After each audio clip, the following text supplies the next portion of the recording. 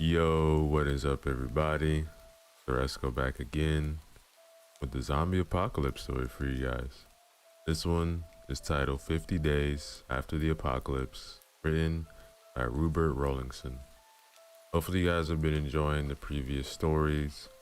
Remember to use the links in the description, show love to the author, like, comment, and subscribe.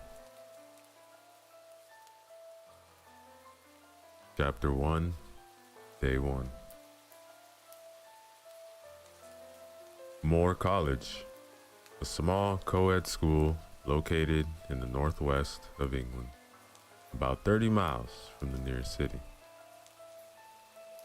The school could almost be considered famous for not being famous.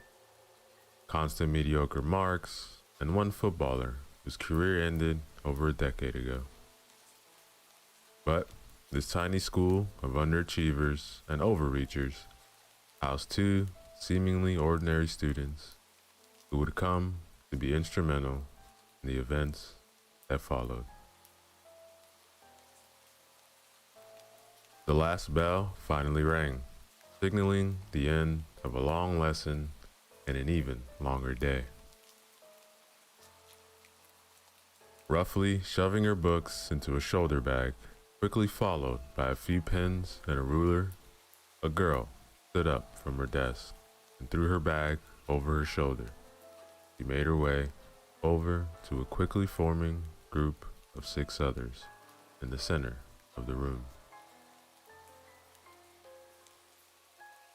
The girl stood at a little under 6 foot, with a thin figure emphasizing flexibility and agility. Her blonde hair was tied back in a ponytail for efficiency while still looking smart. A stray strand of hair hung uncorrected over her pretty face in a way most considered cute. But her defining feature was her bright emerald eyes that sparkled in the light, giving her an aura of innocence. Joining the group, the girl proceeded to hop onto a nearby desk, listening to the conversation. Stood at the very center of the circle was a tall, well-built boy with cropped black hair. How do they expect us to stay awake on a day like this when the lessons are that dull? Can I borrow your notes again, Amy? Reaching into the bag by her side, the girl, Amy, handed over an A4 book, replying exasperately.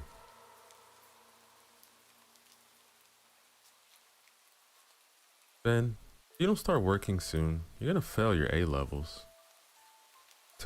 I won't fail, babe. Really? How did you do in your mocks, huh? One of the other guys in the group asked. Ben went red with embarrassment, muttering a feeble excuse while the rest of the gang burst out laughing.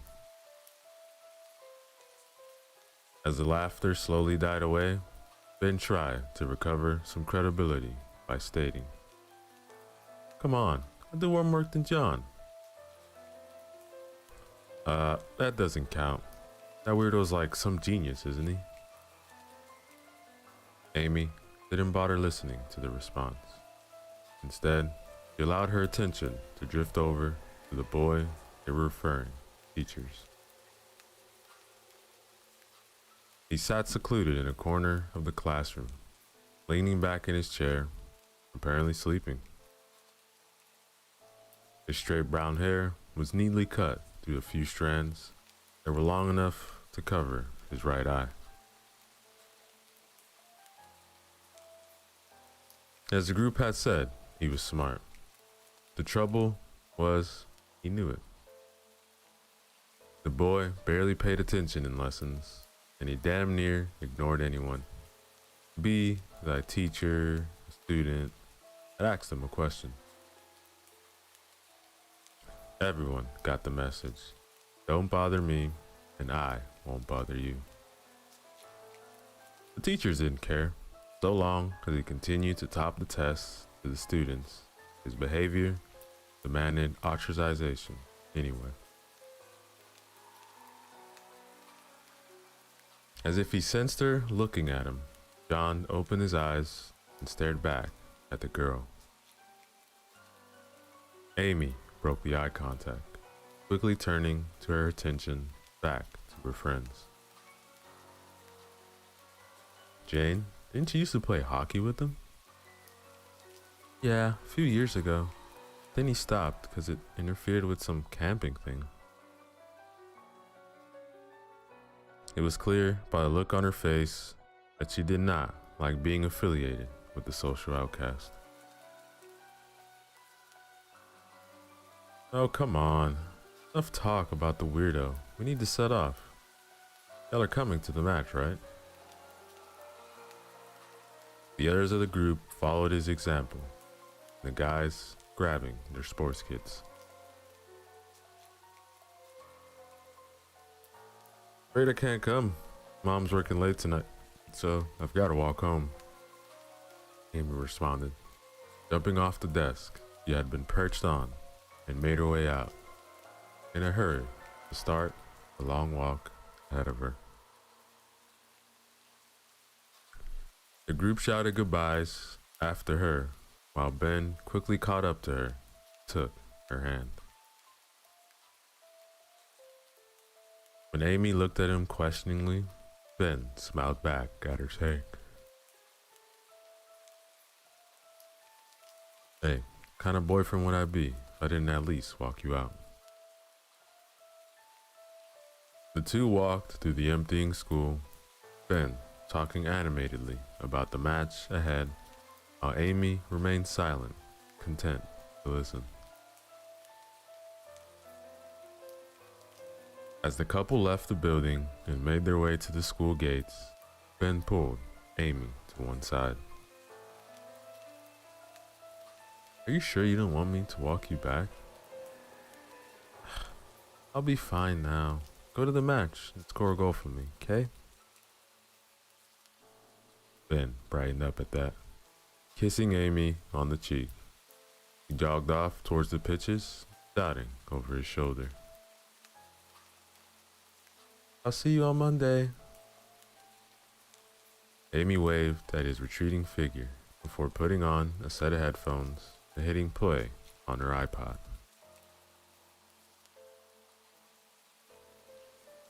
The long walk home was quiet and uneventful for the most part.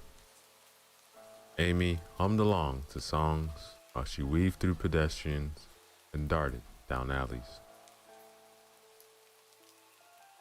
She loved walking, a love sadly not shared by her family or friends. Something in the dull, rhythmic feeling of her steps spoke to her nature, and Amy would just lose herself in it. However, as the winter sun started to dip below the horizon, Amy came face to face with the thing that would haunt her for the rest of her life. She was about 10 minutes away from home, and she decided to take a shortcut down a nearby alley. Unfortunately, there was already someone in the alley. A man, around 40, and his balding head shone with some of the light of the setting sun. The man blocked her path, wheezing at the girl. Amy initially dismissed him as a drunk. She tried to maneuver around him, only to suddenly fall back, terrified, as the man lunged at her. Amy retreated quickly, deciding on the only sane option: run. With that idea firmly in her head, Amy sprinted out the alley the way she had come, running all the way home. In the coming months, when Amy remembered this moment, she would have one thought.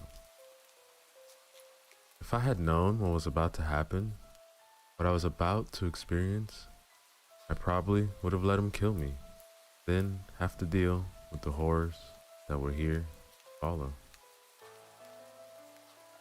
That, ladies and gentlemen, is the end of chapter 1.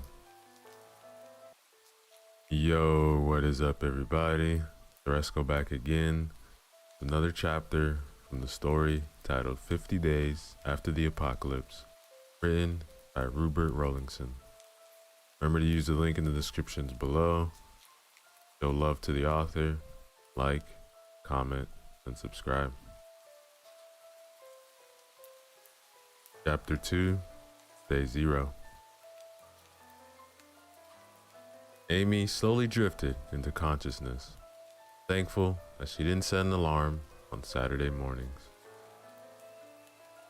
Suddenly, she bolted upright as there was a loud crash from downstairs, followed by the terrifying sounds of her mother screaming. Without thinking, Amy jumped out of bed, rushing downstairs to see a scene ripped straight from her nightmares.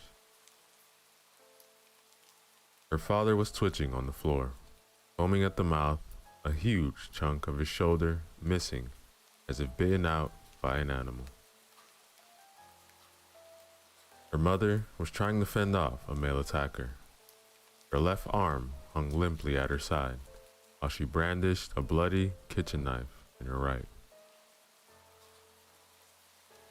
Amy watched as the attacker charged towards her mother, who stabbed out with her weapon in a blind panic. The blade plunged to the man's chest, but the man continued on, unfazed, pinning the woman against the wall. Amy listened in horror as her mom screamed, yelling at her daughter for help. For a moment, Amy stood still as she tried to process what was happening. Then the creature's teeth clamped down on her mother's neck, splaying blood around the room. Amy's mind broke, and she ran straight out of the open front door as fast as she could. In her terrified state, Amy barely noticed the devastation around her. She just ran in a blind panic until she ran straight into the back of someone, falling to the floor. Dazed and still in shock, Amy looked up at who she had run into. Towering over her, Ben stared down at his girlfriend with clouded eyes as he reached out a hand to her. In that moment, Amy believed that she just took his hand. This horrible nightmare would be over.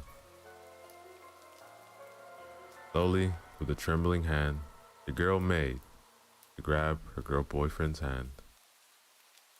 That was when she noticed a huge bite on his left arm.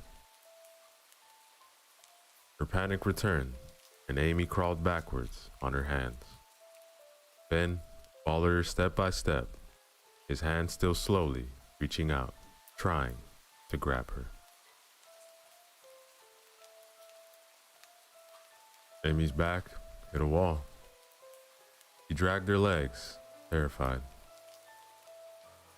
Ben stood over her, his hand mere inches away. The girl closed her eyes and waited for the end to come. A liquid splashed across Amy's face, followed by a loud thump next to her. Slowly opening her eyes, Amy saw she was covered in blood, and lying next to her was Ben's body, his head caved in.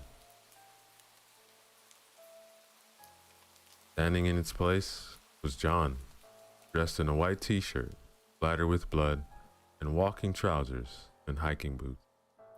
A bag slung over his back, and a bloody hockey stick grasped tightly in both hands. "Were you bitten?" Amy didn't respond, and he yelled at her again. "Were you bitten?" Amy numbly shook her head. John looked around again. Look, we can't stay here. Which way to your house? Amy gave a slight nod in the direction she had come from. John made to grab her arm, but Amy flinched and tried to push herself further into the wall. For a moment, John's eyes softened as he said, it's okay. I haven't been bitten." Then he lightly took her by the hand and pulled Amy to her feet.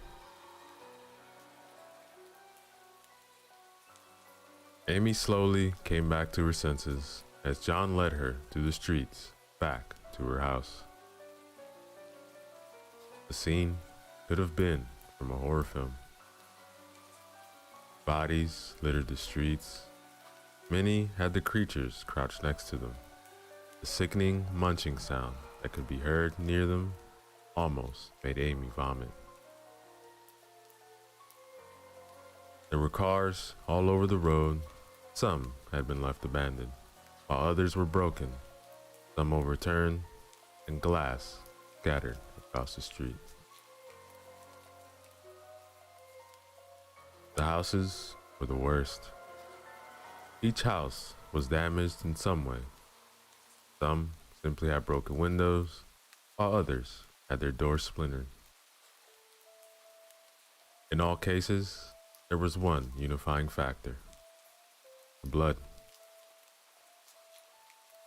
Whether pooled on the floor or smeared against the walls, in every house, blood could be seen. After a while, Amy finally convinced herself to look at the creatures themselves. All of them had the same vacant expression.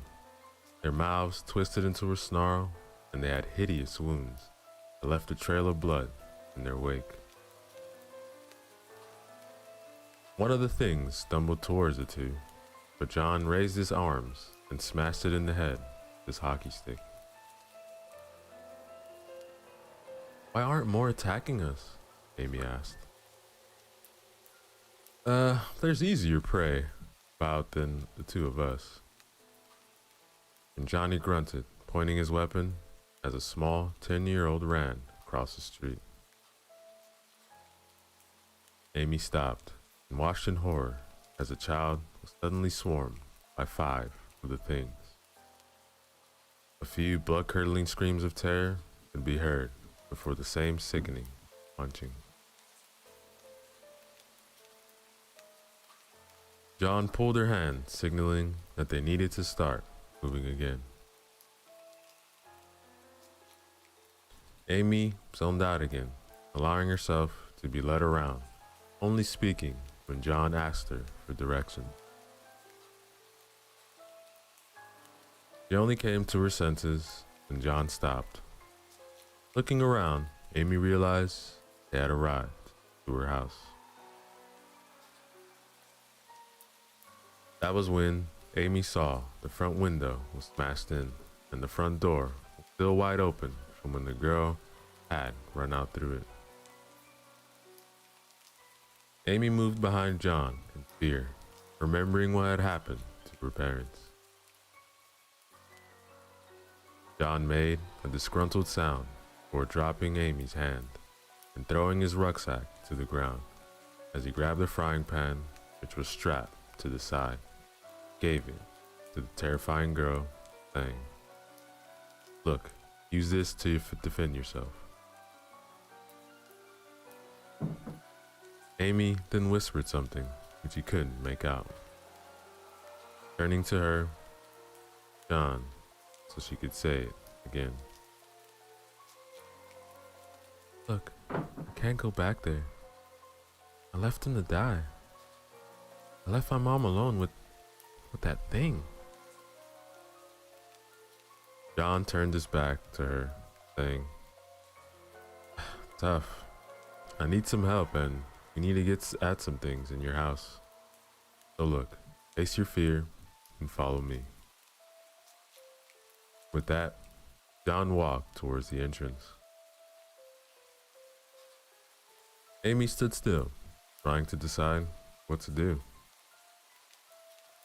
She could run again. She had a weapon now, and she knew how to kill the things. But this man had saved her. He was helping her now. Could she just leave him to go in there alone? As Amy struggled with the decision, her father ran out of the door. John raised his stick again, only for Amy to instinctively grab it to defend father. The boy quickly shook her grip off, but it was too late. The man lunged at him, mouth open, ready to clamp down Prey's neck. John was quick though, and managed to get his stick between himself and his attacker. The two tumbled to the ground, the father's teeth centimeters the boy's neck. Amy watched as the two rolled around on the ground where the man pinned John beneath him, arching its back and baring its teeth, ready to bite the boy.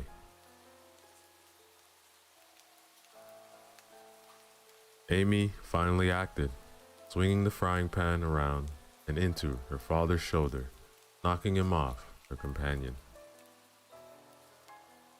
John scrambled to his feet while the man was slower, giving the boy time to raise his stick. This time, Amy didn't stop him, as the weapon descended, slamming to the older man's face. He could only watch as her father's body went limp. Collapsing to her knees, Amy stared blankly at her dad's face that was fixed for all eternity, a blank snarl. Eventually, she clambered to her feet, looking over at John, who was bent over, trying to catch his breath. Thanks. Amy's state of mind was chaotic. Lots of thoughts jostled for supremacy. Before John tapped her on the shoulder, dragging her back into reality, he said, "We're not done yet," said, walking inside, aiming, following, weapon raised. Upon passing through the doorway, the two companions saw Amy's mother. She was in a terrible state. Multiple bites could be seen all over her body, probably due to her struggles. Possibly the hardest to look at was her face, where a bite had scraped the skin away, leaving only a mess of blood and bone.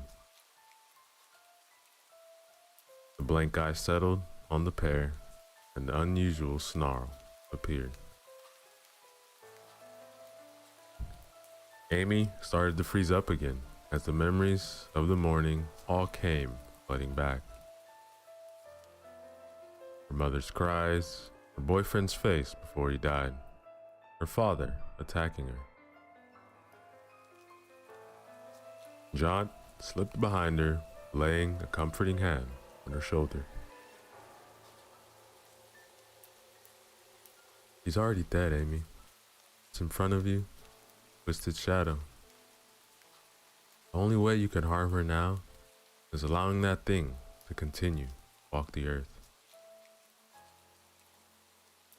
So, do the right thing. Kill it yourself." As if responding to John's words, the mother lurched forwards, her movement hindered by the wounds she had received.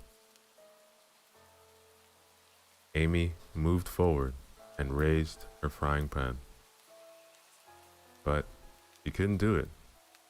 How could she harm her own mother? Thankfully, Amy was suddenly tackled to the ground. Twisting over, she saw the man that had started all of this was now crouched over, ready to bite her.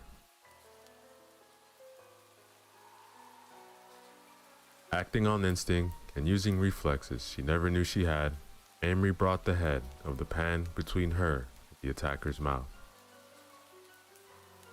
As she pushed her arms out, pushing the thing's head away, only to have her right arm grabbed and pinned to the floor, sending the frying pan sliding away.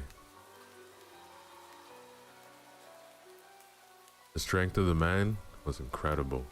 Even his grip seemed like it could snap her, too.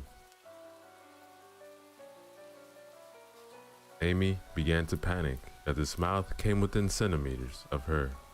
So close to her, she could feel its breath.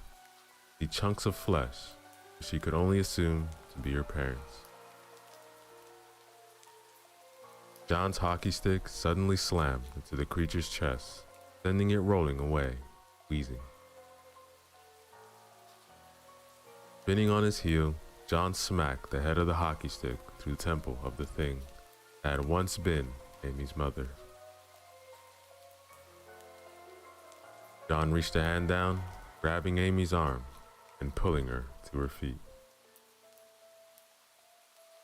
I guess it was too much to ask for you to kill your own mother as a start, huh?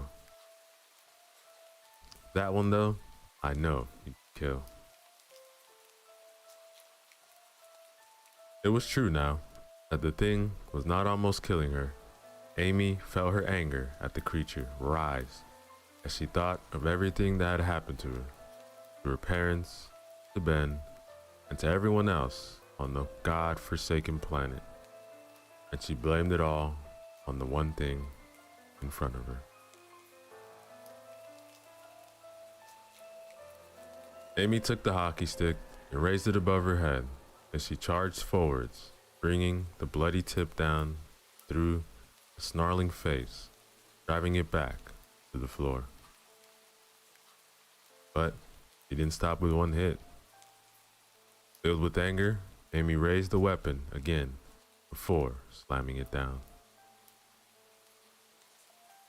Again and again, she struck the corpse even after her hands went numb, even after she couldn't see through the tears, even after the body was no longer recognizable. Then, as she raised the stick again, T-shirt John grabbed it, halting its progress.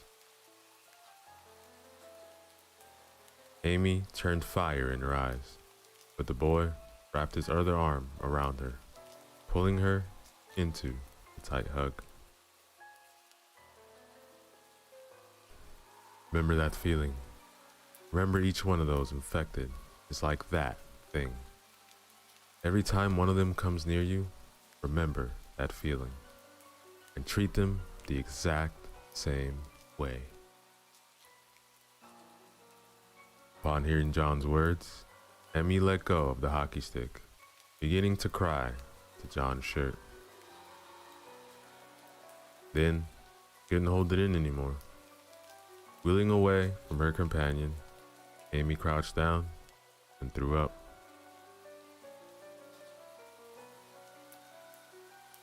Amy let out a sigh when the water sprayed over her as the shower turned on. After Amy had recovered her composure enough to stop retching, John had sent her upstairs, shower stating it would be the last one she could have for a long time.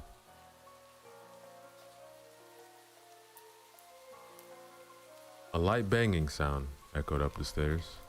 Amy was sure that it was probably John doing something.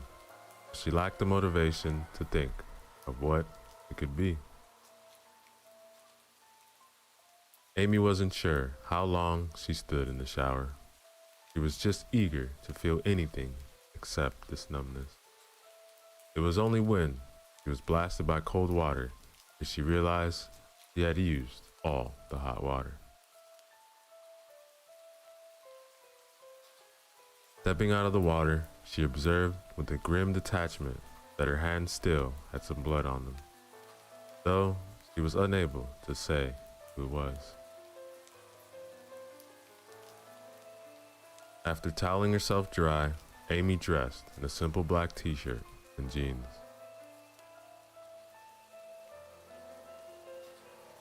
Slowly descending the stairs, she saw John sat by the food cupboards, forming two piles of food. As she walked into the kitchen, Amy noticed that several of the floorboards had been torn out and used to repair the broken door and window. "What are you doing?" she asked as she took a seat at the food counter. Just gathering supplies. We don't want to starve for the next few weeks." "Will it take that long? I mean, surely the government will set up like safe camps in the next few days where we can live." "Don't be an idiot." "Well, sorry. I'm a little new to this whole apocalypse thing. So why don't you explain it since you clearly have so much more experience?" "Look, if you gather all the survivors in an area together and put them in a dense place, chances are one of them will be infected. In a tightly packed area like a camp, there's only going to be one outcome: a bloodbath." Amy opened her mouth to respond, but she couldn't find any fault or logic. That scared her almost as much as the dead. And John continued on, ignoring the girl's mental struggle. "Also, we don't know how the infected hunt, and if they smell you out thin by gathering together, all you do is attract all the infected in the area." John then ordered Amy to go find the weapon and some sort of bag.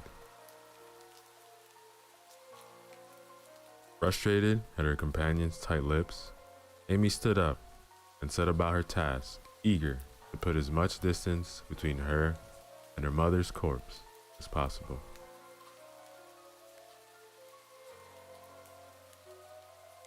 Eventually, her search brought her to the attic. Letting a small smile creep into her face, she had always been scared of going into the attic. Her reasons seemed petty now, considering what was happening outside. The room was dark.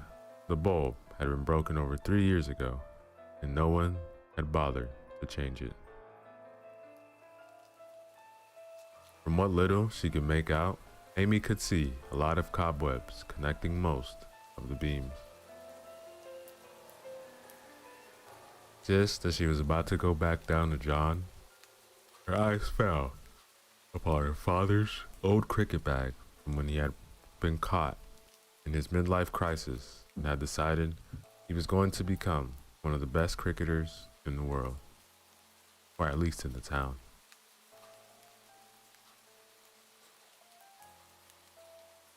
Crawling forwards so as to avoid the majority of the webs, Amy pulled the bag towards her. It was a simple large bag with one long zip running across it and two straps that allowed it to be carried or worn like a backpack. Unzipping the forgotten bag, Amy unpacked most of the equipment before her hand grasped the handle of the bat. A big solid wooden bat, she supposed that it was as good as a weapon as she was likely to find in this house. Amy grabbed the supposed empty bag, but as she lifted it, small rattling inside caused her to stop, check the bag.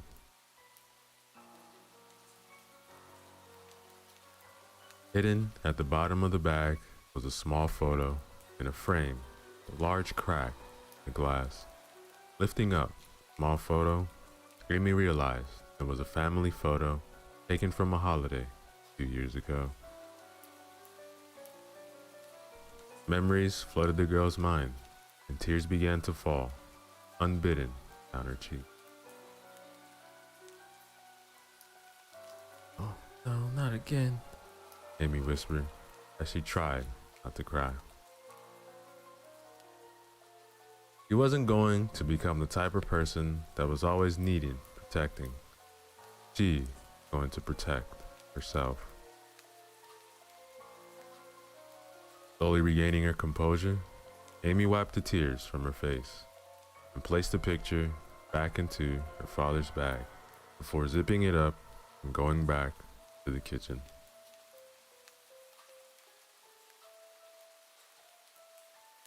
When Amy walked down into the kitchen, seeing that John had already packed one of the piles of food away, the other pile of food he was in the process of covering, each object in fabrics and plastic bags, so as muffle them.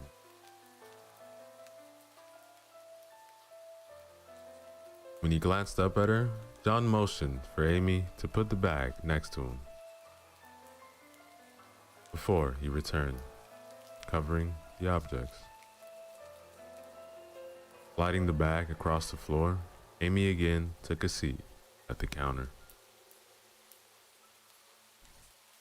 John started throwing in the muffled items collected from all over the house, while Amy was thankful that he didn't say anything about the photo. She did have to admit it was creepy when he produced a spare set of her clothes.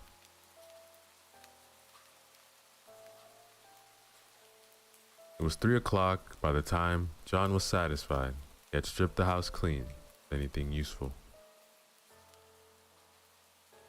Handing Amy her now full cricket bag as John prepared to leave. Walking over to the door, John quickly used the hammer to pull the screws from the floorboards, blocking the door. I still don't understand why we should set off now. Though she was not eager to stay in her house with the corpses, it did seem rather foolish to be setting off now with only a few hours of light remaining. John quickly glanced at her while he picked up his hockey stick and put his hammer in his bag. Look, it's best for now to avoid the most populated areas. It's likely that's where the infected are going to congregate. Over the first few days at least. Anyways, ready to go? And Amy merely picked up her cricket bat in response. Like that, the two stole off into the waning light. Skirting her father's body, they began to walk towards the edge of town.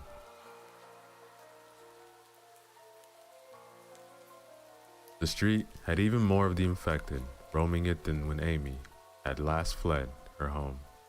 Though many of the fires that had burned when the two had first met at the start of this frightful day had now been reduced to cinders.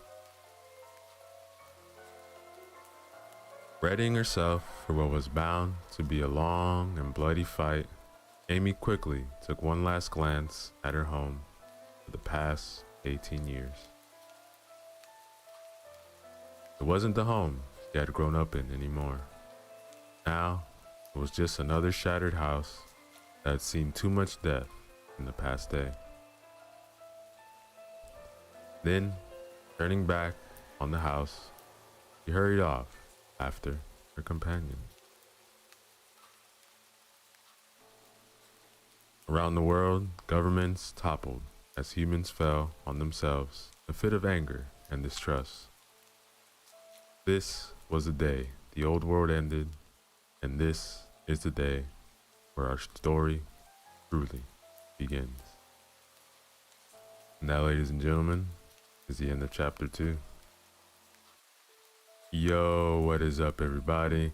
Teresco back again with another chapter from the story titled 50 Days After the Apocalypse, written by Rupert Rowlingson. Remember to use the links in the description below. Show love to the author. Like, comment, and subscribe.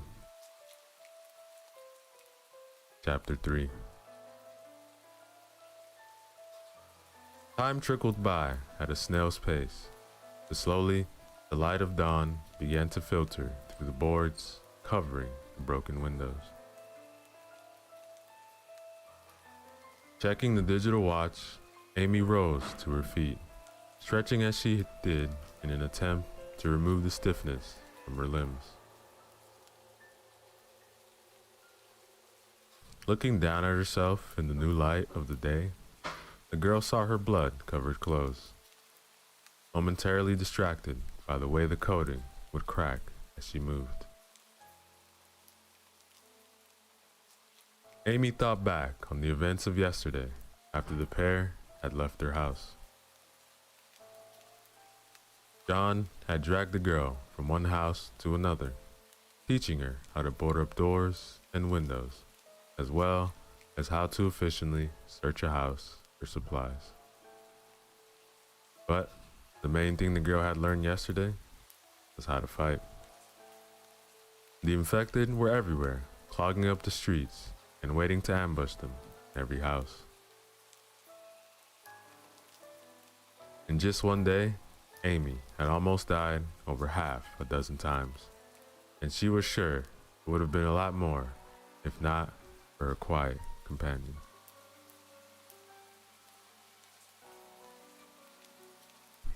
Amy's attention drifted over to her companion. Only John's head protruded from his sleeping bag as it rested on a rolled up jumper that acted as a pillow. Filled with envy at the man's restful sleep, Amy looked down at the watch. 6:50.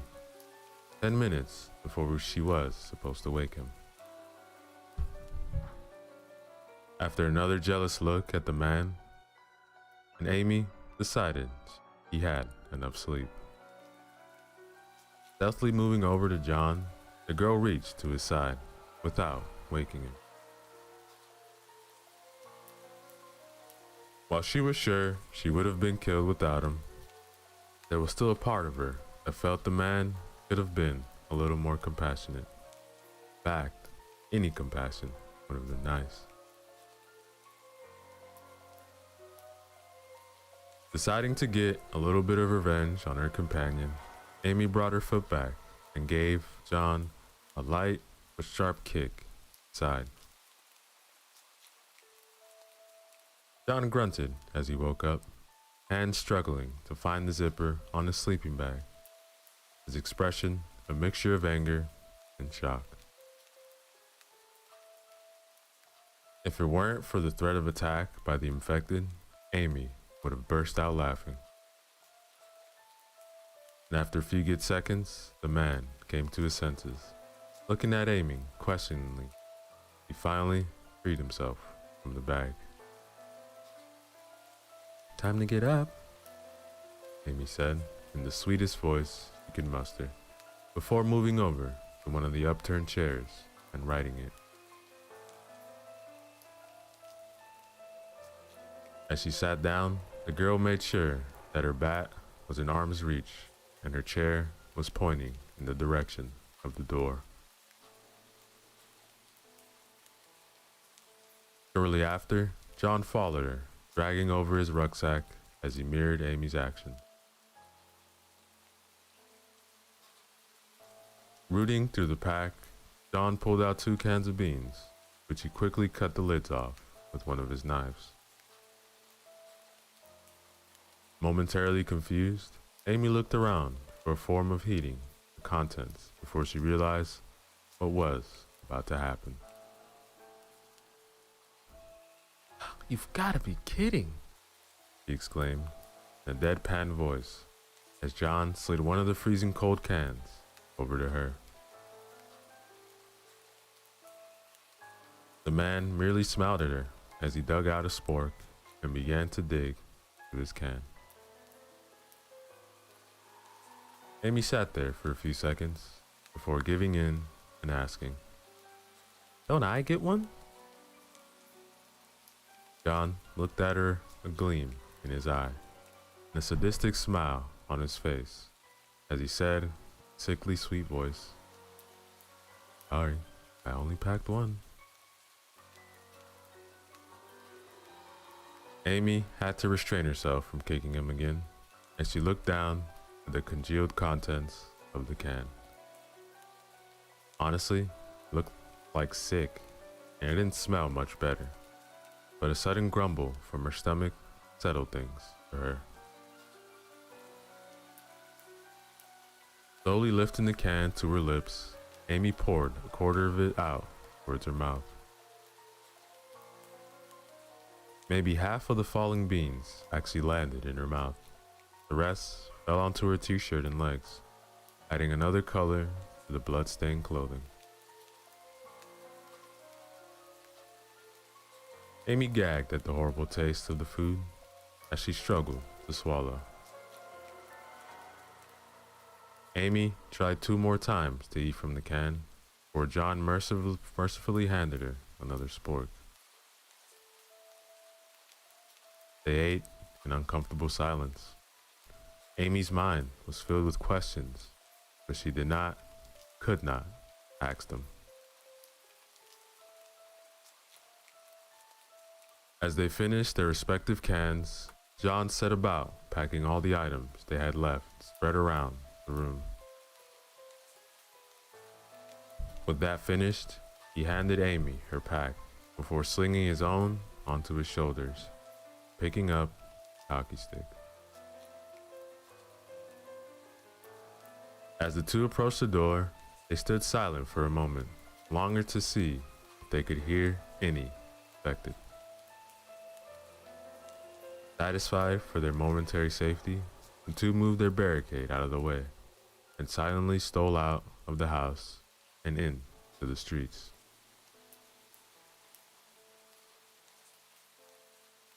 The carnage of the previous day was diminished, but still evidence of it could be seen anywhere you looked. Most noticeable of these reminders were the infected that swarmed the streets, in possibly even more numbers than before. Shambling around, no distinct direction, creatures made traveling through the main roads impossible, and instead the companions struck to alleys, gardens. The tension was incredible. Knowing that with every step they risked their lives was as thrilling as it was terrifying. But possibly the most impossible thing Amy saw that day was John. The man thrived in this new world. As the hours passed, Amy's concentration began to waver, but John only became more impressive, leading the two through the town with ease, skirting large groups of infected, distracting others that impeded their route. Amy felt her respect for the man increased with every step he took. This would not last. It was long past midday, and the pair had begun to look for a safe place to make camp for the night. Then they heard it. The screaming and yells for help. Amy immediately made after them, believing her companion would follow her. It was human, after all, to want to help those in need, wasn't it? Amy raced through the streets, thankful that the areas infected seemed to be occupied somewhere else. She soon found them. The cries were coming from the doorway to the 2-story detached house.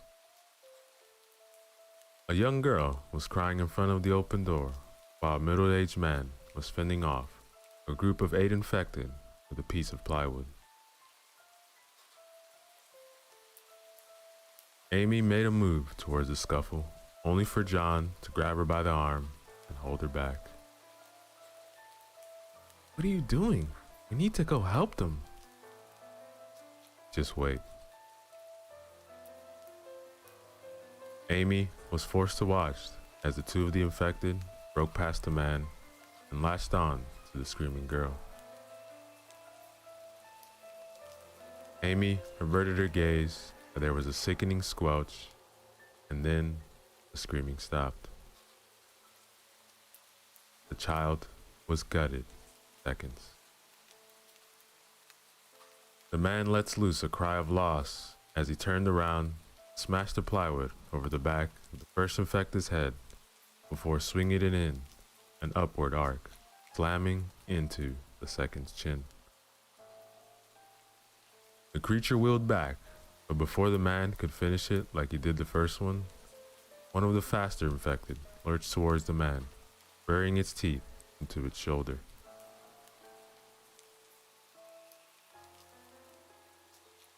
John quickly lets Amy go and pressed a button on his watch. Then he calmly walked past his companion and asking, "Shall we save him then?" As if he was asking for her to go for a walk. But Amy brushed off her worry. Instead, she was focusing on the infected as she charged in to the back of them. The first one didn't see her coming and was an easy kill. The second one turned to her, raising an arm to swing at her, but Amy blocked it with her bat. Again, Amy was forced to marvel at the strength of the infected as the bat was almost driven from her hands. Almost. Amy used the block to push forwards and throw the monster off balance. Before it could recover, Amy brained it. Using the brief respite kill offered her, Amy looked around to see John had killed 3 of the infected, leaving only the one that had killed the girl and the one that had bitten the man.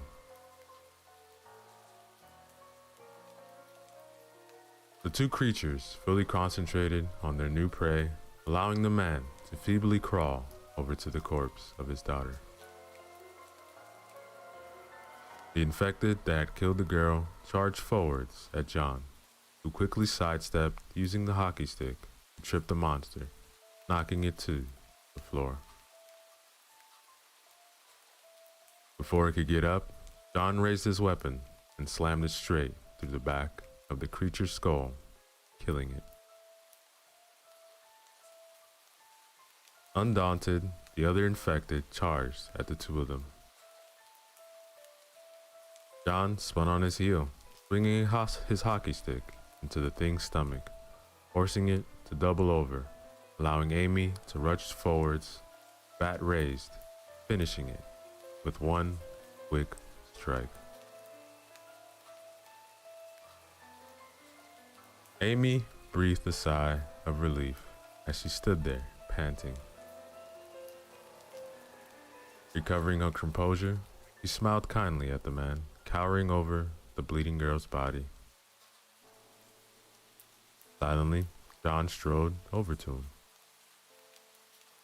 "Come with us." "Where?" "Just into the house behind you." Amy mirrored his actions, startled to see that already more infected were emerging from the surrounding houses, probably drawn by the conflict. What about my daughter? You can save her, can't you?" Before Amy could try and comfort the father over his loss, John spoke. "Move over and let me see her." The kindness in his voice immediately had Amy on edge, and she looked at her companion, not understanding his actions. The man quickly stood up and moved away from the girl's body, and Amy saw John's hand tighten on the handle of his hockey stick, and she realized too late what was about to happen. Before the 2 could react, John raised his hockey stick and slammed down on top of the dead girl's head. The father yelled in anger and made to grab John, only for the man in question to drop his hockey stick and punch the father in the face. Before the elder man could recover, John slipped behind them, grabbed the man around his neck, dragging him inside the house. Amy stood there, stunned for a second, before quickly picking up John's discarded weapon, following the 2. The man fell into what appeared to be a living room momentarily breaking them apart. John flung his backpack off and grabbed one of the knives attached to the outside of it as he scrambled to his feet. In his anger, the father charged forward, blindly unafraid, only to be stabbed just below his bitten shoulder. Yelling in pain, the man could do nothing as John forced the knife tip out of the other side of the man's body. The father swung wildly at John's face with the other hand, but was dodged, and John pushed the man backwards to the wall. John ran forward, grabbing the knife handle again as he slammed all of his weight behind it, stabbing the tip to the wall. And John gave the handle a savage twist, jamming the knife into the wall, pinning the man in place. The father made to use the other hand to pull the blade, but John grabbed it, forcing it away. Amy, give me the other knives. He called out to the woman who stood in the doorway. Amy hesitated unwillingly to join in whatever her partner was doing. Now! John shouted at her as he struggled with the man. Dropping the two weapons, Amy ran over to the discarded backpack, pulling out all three of the knives before handing them over. Amy watched as John took each one of them and stabbed the man in the same place on his other arm and one through each of his legs, just above the feet, giving each another twist to hold them there. Finally satisfied with his grim work, John moved away, riding one of the upturned chairs or taking a seat facing the man. Amy, go make sure the house is safe. Normally, Amy would have yelled at John not to order her around, but right now, she was all too happy to get the hell out of that room. The next 20 minutes, the girl searched the empty house for infected as well as barricading the outer doors and covering the windows. With nothing left to do, Amy grudgingly returned to find the man still vainly struggling to escape knives. Silently, she strode in, grabbing a stool. She walked over to a corner. As she sat down, the man finally stopped struggling, realizing it was impossible to escape. His shoulders sank and his head dropped. After a while, the man spoke. You said you would save her, you bastard. I did. If I hadn't done that, you would have had something far worse than death waiting for her. When I get out of here, I'm gonna throttle you until I see the life leave your eyes. I'm afraid that you'll only get out of here after you've died. If you're going to kill me, then just hurry up and do it. Look, I'm not gonna kill you. You're a dead man walking. Then Amy perked up at that, and she just said, John, can I talk to you for a minute? What did you mean about the bite? Look, bites are how the disease spread. Casting a glance at the pinned man, clearly eager to return his observation, but Amy wasn't done with John yet. So why have you trapped that man? An experiment, really. Amy stood to wait for John to elaborate, but he looked away, not wanting to meet Amy's eyes, as he said, "Look, I'm timing how long it takes for a bite to take over." That's stupid. I mean, you would have had to have been timing him immediately after he was, no? He didn't finish her sentence, and right then, Amy realized what had happened. Unable to stop herself, Amy spoke her thoughts. You waited for him to be bitten. You sacrificed both him and the girl just for your experiment? Yeah, I mean, why waste the perfect chance? The first slap echoed throughout the empty household. The second became more of a thud as Amy clenched her hand to a fist. John's head flew back and he staggered slightly before hitting the corridor wall. You sentenced them to death for your own gain. We could have saved them. You didn't even feel sorry, do you? Aren't you human? Amy, humanity is dead. All that is left are survivors and infected. In this new world, you looked after yourself and only yourself. Do you understand me? Amy looked at John. He had a red handprint on his left cheek, while his lip was cut from the punch. His face and body were covered in upcoming bruises from his fight with the man. Slowly, the girl asked one last question. Then why did you save me? In your new world, what possible reason was there to save me? You can't survive alone in this world. You need to sleep and need someone to watch your pack.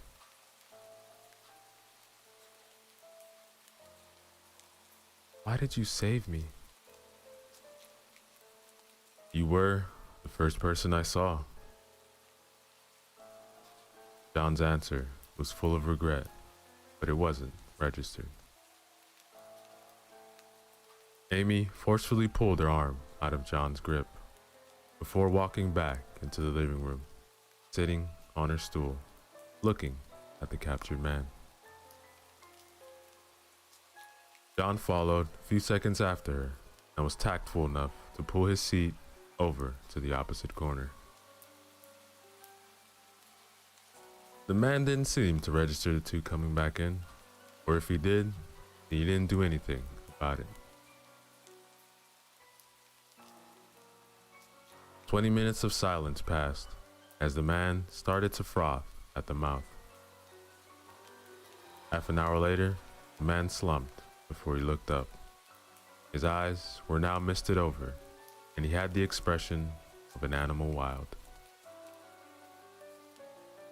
There was no recognizable trait of humanity left in him, and Amy and John both stood as Amy reached for her cricket bat. What are you doing? I'm killing it. Do you not understand that we have a trapped infected here? There are still so many other things we can learn from it, like, not this one. You will not do anything to this poor man as long as I'm here. Tell me, why would you do this for one man you don't even know? Amy paused for a second before she answered, knowing what she said could decide if they lived or died. Because while I'm still alive, humanity lives on. The two stood motionless for a full minute while the infected grunted, growled behind them. Finally, John lowered his hockey stick. All right, fine. Kill this one. There will be other chances, and when they come, I will kill you if you get in my way again. Both of them knew He meant it. John retrieved his backpack as he moved past the girl and made his way upstairs, shouting as he went. Look, we're staying here for the night, so come and find me when it gets dark. Oh, and clean the knives up when you're done with that thing. Amy let out a breath she had been holding as she turned back to the infected, raised her bat above her head. The infected looked at her with its vacant, angry stare. No comprehension, no kindness. I'm sorry, Amy whispered as she slammed her bat down on the creature's head. Yo, what is up everybody? Ceresco back again with another chapter from the story titled 50 Days After the Apocalypse, written by Rupert Rowlingson. Remember to use the links in the description below. Show love to the author, like, comment, and subscribe. Chapter 5. The day started like any other. Amy was woken up at 3 in the morning to take over watch duty. The next 4 hours were spent alternating between picking at the cracked dried stains covering her clothing and staring out at the infected milling in the street. John had told her a while back that the infected were nocturnal creatures, so it was no surprise to see numbers far greater than any Amy had seen since she had been dubbed. The woman reflected on the events of the past weeks. After the infected had broken into the campsite and almost killed the pair, John had taken to building thicker barricades so all but the most determined of infected would be turned away. The weeks had also forced the pair deeper into the city, out of the suburbs, and the safe, well-built houses into cheaper flats that took a lot longer to make defensible. Slowly, as dawn approached, the majority of infected crawled into the deserted houses, seeking the comforting embrace of the darkness to wait out the day. Amy found some small measure of entertainment watching the brainless things bounce off the barricaded door a few times before stumbling away. If it weren't for the atrocities she had seen the monsters commit, the girl would have found it comical. The sun began to creep over the horizon, painting the sky red, as if even the sky couldn't avoid bleeding. Stretching as she stood, Amy slowly crept over to her companion. Like normal, John was wrapped up in his sleeping bag, lying on his right side with a rolled up jumper acting as a pillow. Amy took aim before quickly jabbing 2 of her fingers to the sleeping man's side. John bolted upright before shooting the girl a glare as he stood and stretched. She knew it was petty, but to Amy, this one guilty pleasure was one of the few joys of her day. What followed was the usual quiet, disgusting breakfast, like usual congealed baked beans. After that, the pair broke camp, making their way out into the ghostly streets of the city. The cloudy sky painted the buildings in dark shadows that created a dark contrast with the blood-covered walls.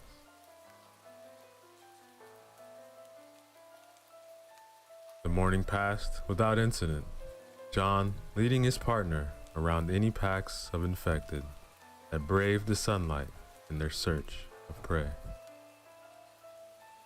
But in the afternoon, the duo stumbled into a supermarket. Out of fear for their safety, the pair had never ventured into any previous shops where an infected could be hiding around the shelves or in any aisles. This time, though, hunger and dwindling surprise drove them forward.